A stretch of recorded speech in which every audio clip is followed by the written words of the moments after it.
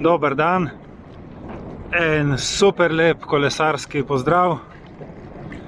Jaz sem se odpravil na eno lahkotno vožnjo, zato ker mi manjka samo še 11 km do letošnjih 5000.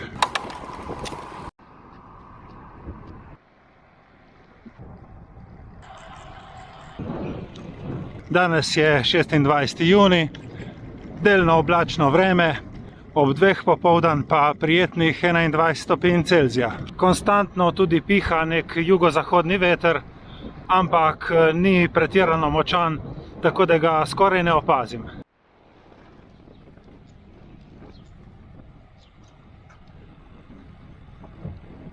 Med mojimi nogami se plete starejši Cannondale F500.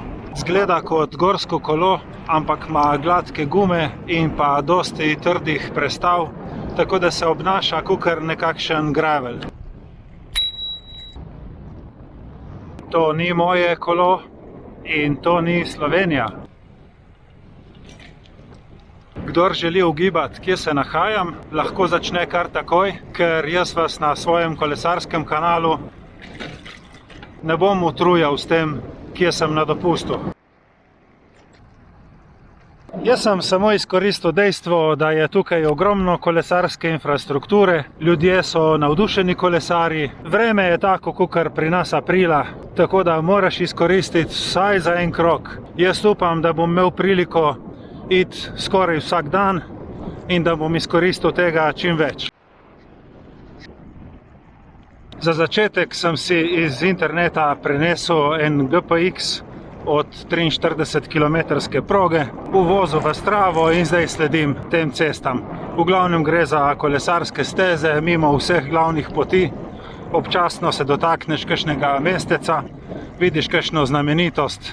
Prometa je malo, vozniki pa so zelo videvni do kolesarjev. Če ne si pa med polji, v naravi, super, super, super je.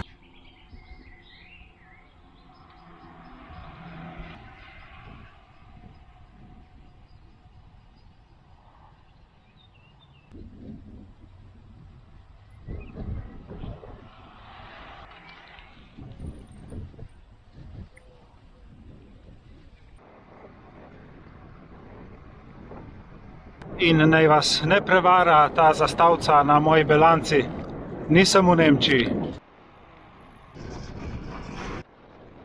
Kar pa se tiče mojih 5000 km v letošnjem letu in to, da nismo niti še na polovici leta, moram pa povedati, da se je zgodilo povsem nenačrtovano. Moj plan je bil, da naredim v celem letu vsaj 7200 km, kar pomeni 600 na mesec oziroma 150 na teden. Vsi dejavniki so bili ugodni, zdravje mi je služilo, vreme je bilo v redu in jaz sem nekako vsak teden uspel narediti vsaj 150 km, dostkrat tudi več. Imel sem že januar s 1000 km, tako da sem zdaj nekje 1500 že v plusu, če gledam tale letni 7200 plan. Ne delam si utvar, da bom v letošnjem letu naredil 10 000 km, niti jih po svoje nočem, ker bi me to potem naslednje leta gnalo, da bi kolesaril še več. Če bom na konc leta imel tistih 7200 oziroma 7300, da izenačim lanski rekord, bo popolnoma ok.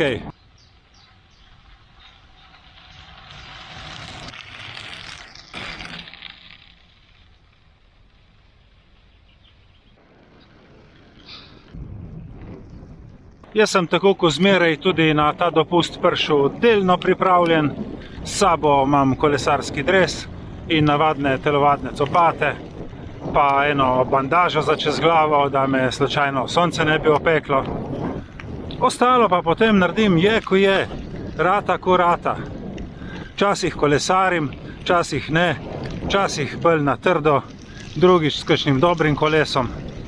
Danes moram reči, da se počutim prav super. Tukaj v tej deželi zaenkrat vidim, da kakšnih vzponov ne bo. Na 40 km bom naredil mogoče 100 višincev, ampak se bom pa sigurno naužil narave in kolesarske infrastrukture. Za tiste, ki se vam ne da ugibati, bom itak dol od spodaj dal link od ture na Stravi. Lahko pa rečem, da je to ena boljših kolesarskih destinacij, kar sem kdaj bil, in jo je možno izkoristiti tudi sredi poletja za umik pred tistimi našimi tropskimi temperaturami.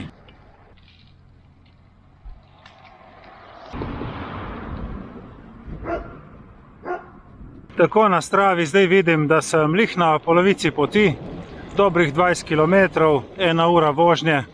Počutim se super. Ni zdaj tu lih moja specialka, normalno, da opazim razliko v drži telesa, ampak ne bom se pritoževal. Vse sem rekel že pred časom, tudi na mojem kanalu.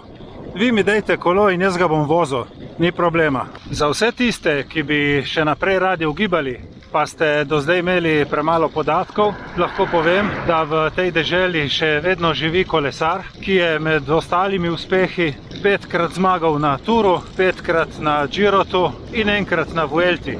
Po teh ravninah sodeč, ne vem točno, kje je natreniral klance, ampak očitno jih je natreniral zelo dobro.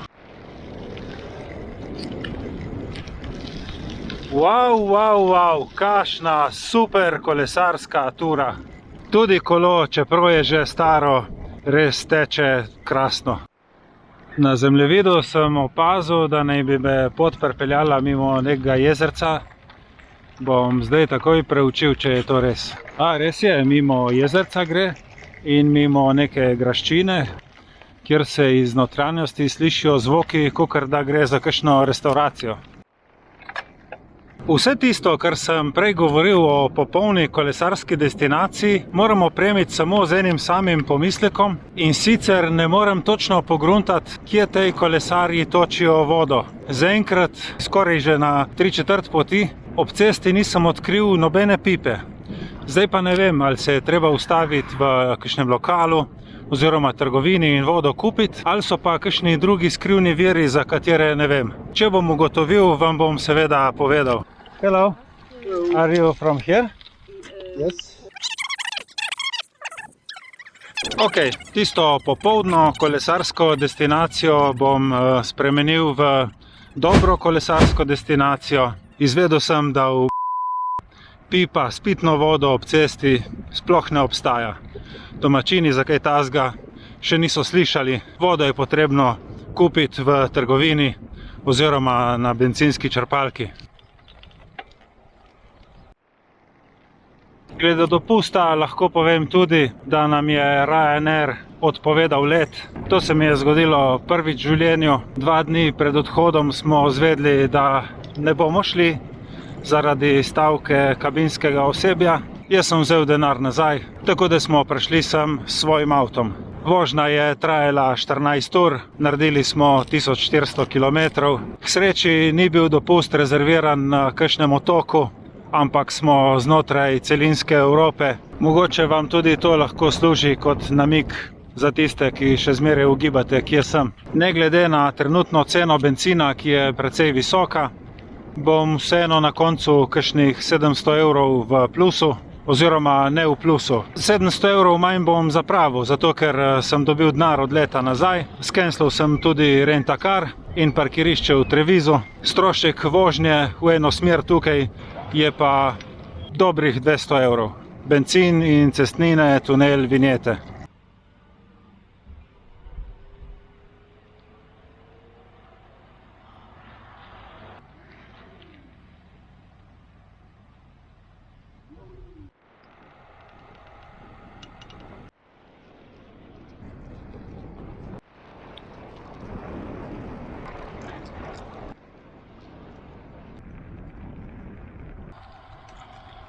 Moj krog se približuje koncu. Ena čudovita kolesarska tura je za mano. Dobrih 45 km, nekaj čez 2 uri sem se gonil.